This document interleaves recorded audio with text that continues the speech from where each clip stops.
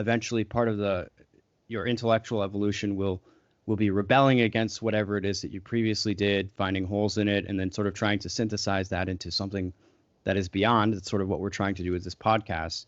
I wanted to ask you specifically, though, about one core concept in Joseph Campbell, and that is the monomyth, this sort of meta, I guess, ontological structure that seems to appear across different anthropological locations throughout human history. Do you think that Joseph Campbell's conception of the monomyth is sufficient? I won't ask if you think it's complete. And does it, and if not, where is it lacking? You can take that in any direction you'd like. Is it sufficient insofar as what? Just, is it sufficient for describing the heroic mode of being in the most general sense? I think it is. Yeah. I think it is. It does turn out to be the case that almost any story involves a separation, an initiation, and a return of the hero, having been put through hell, basically, in order to arrive back at the original wasteland situation of the social order that he left, to bring the thing that was missing to that order. Whether you're talking about the Mahabharata or the Shahnameh or the Chinese novel Journey to the West, it's all the same. These characters are all on journeys where they go out, they encounter very difficult things, maybe dragons, maybe monsters, maybe magicians, maybe other tough guys. Whatever it is that transforms the hero into something new and brings him back. It is the monomyth, and that word, by the way, comes from James Joyce. Campbell took that out of James Joyce's Finnegan's Wake. So yeah, it is one myth, basically, as far as the hero story goes. There are other kinds of myths, of course, that have nothing to do with the hero story, that have to do with cosmogonies. And Campbell notes this in the back of The Hero with a Thousand Faces, where he discusses cosmogonies, where you have creator gods creating the universe. That's not the hero story. That's a different kind of myth. And that's covered also by Jung's disciple Erich Neumann in his great book, The Origins and History of Consciousness, which deals with the cosmogonic myths, the foundational myths. Let's say if you take the Popol Vuh, the great Mayan text, it is a hero journey with two brothers who go through transformations and ordeals, but it begins with a cosmogony. The first, 10, 15 pages, it's recounting the creation of the universe, which is a totally separate thing. So those two types of myth, the cosmogonic myth and the hero myth, have been synthesized together in the Popol Vuh. So just to name one example. Mm-hmm. And I'm going to make it a little bit personal here. We're going to have a little bit of fun podcast therapy.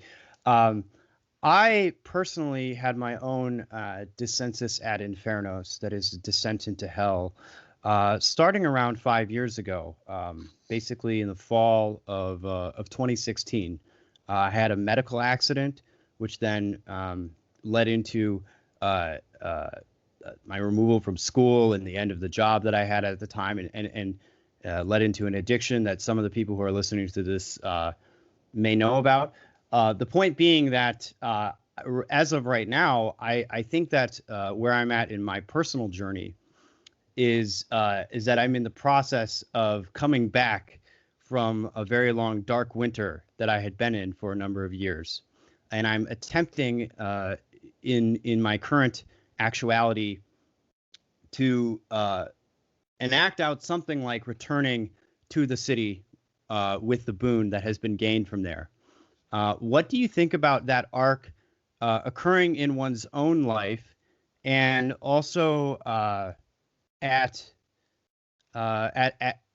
this particular juncture in my age? So I'll tell you, just to give you the exact context, I was hospitalized with an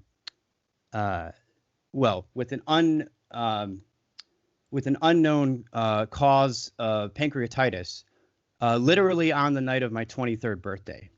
And so, sorry to make this about my personal story. I just wanted to take the opportunity to ask you about the appearance of the anomaly or the thrust into the unknown or into the darkness that can sometimes occur at different points in people's lives. I know often the times for men, this can come later in the form of like a midlife crisis of various kinds. But what do you think about people for whom this happens maybe in their mid-20s or even slightly earlier? Yeah, it can happen at any point in your life. And moreover, I think that it doesn't just happen once. We go through periods of descents and rebirths. Then we come out and we notice for a while that our life, let's say, has stabilized. It's got a structure to it, certain group of friends, and it stays that way for a while. And then eventually something destabilizes it again, and you might have another descent.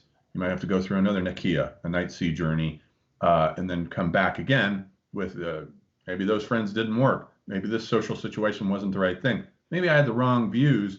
Then you come back and then you've grown now. So it doesn't just necessarily have to happen once. And I had a similar thing happen to me too at about the same age. It does happen early, especially to young men who are looking for a worldview and an orientation to the world that makes sense out of things. It does require a kind of Nakia, a night sea journey. I remember distinctly those were some of the roughest years of my life after I got out of college for about 4 years, I would say, from the age of 20 to about 24. Things were really, really rough because I didn't know what to believe. I didn't know where I was going. I knew I wanted to be a writer and a thinker and write about myths and culture and so forth, but I wasn't really sure how to do it and make it work on the practical scale. So I did have a major sort of schizophrenic crack up, you might say. Metaphorically, anyway. So yeah, these descents happen all the time at various stages of life.